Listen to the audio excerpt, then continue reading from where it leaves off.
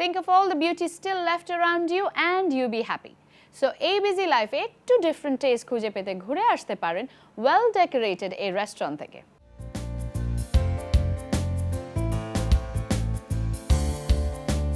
তৃতীয় রমজান হচ্ছে মোগল কিচেনের।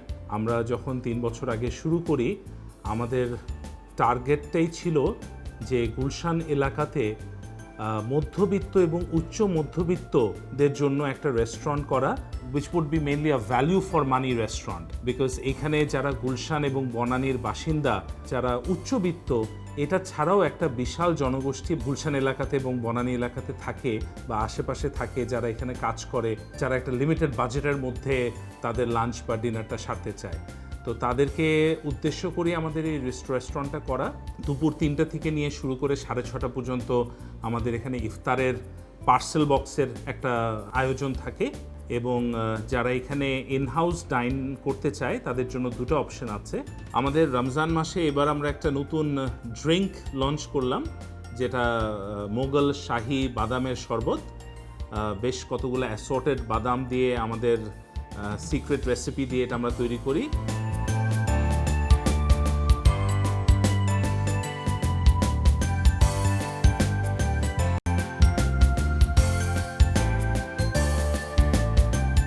আপনাদের সবাইকে আমন্ত্রণ থাকলো, please come and visit us. A recipe has no soul. As a cook, you must bring the soul to the recipe. So let's see this special recipe. আমরা তৈরি করব মোগল স্পেশাল শাহী শরবত।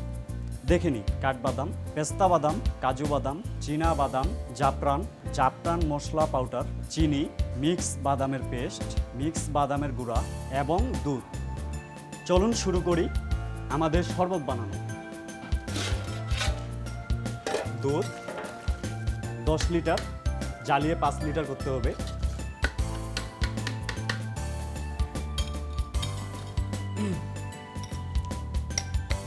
প্রথমত দিতে হবে মিক্স বাদামের পেস্ট,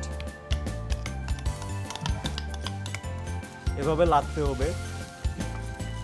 কিছুক্ষণ নাড়ার পর তারপর সুগার দিতে হবে, পরিমাণ মতো সুগার দিতে হবে। তারপর যেটা দেব মিক্স বাদামের গুঁড়া, নাড়তে হবে ভালো করে। তারপর জাফরান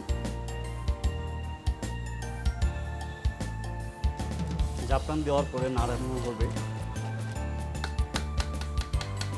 জাফরান মশলা পাউডার,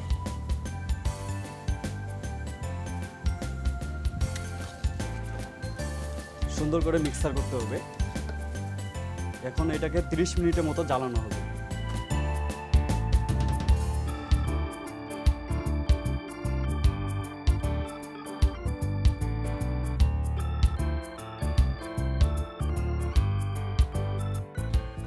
আমাদের আধা ঘন্টা হয়ে গেছে। দেখি এটা আমাদের কি পরিস্থিতি। তৈরি হয়ে গেছে মোগল শাহী শরবত। এটাকে এখন নর্মাল করে ফ্রিজে করতে হবে।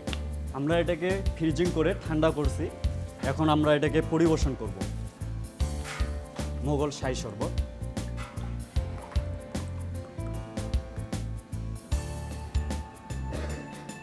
তৈরি হয়ে গেল আমাদের পেস্তা জাফরানের মোগল শাহী শরবত।